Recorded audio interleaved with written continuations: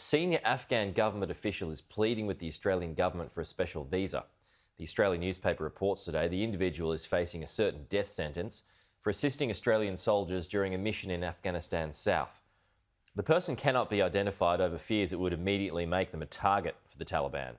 Foreign Minister Marise Payne will need to endorse the official if his application is to be successful.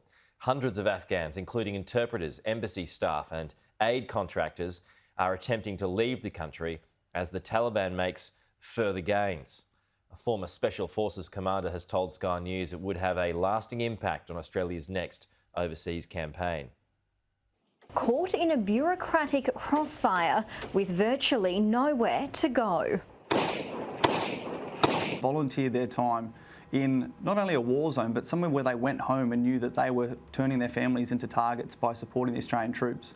Now, as Australia and its allies withdraw from Afghanistan after almost 2 decades, around 50 Afghan aid workers linked to Australian-funded projects and an estimated 200 interpreters are trying to get out too. Another 100 contracted security guards and their families are being forced to join the offshore asylum-seeking queue. Many are trying to apply for a locally engaged employee visa. A response from the Minister for Foreign Affairs and Trade has been published by the Australian newspaper, reading, "Unfortunately, you are not eligible for certification under this visa policy as you were not considered an employee of one of the Australian government agencies identified in the legislative instrument."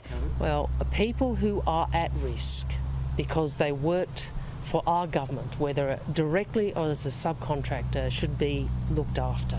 Heston Russell says it could have wider implications too.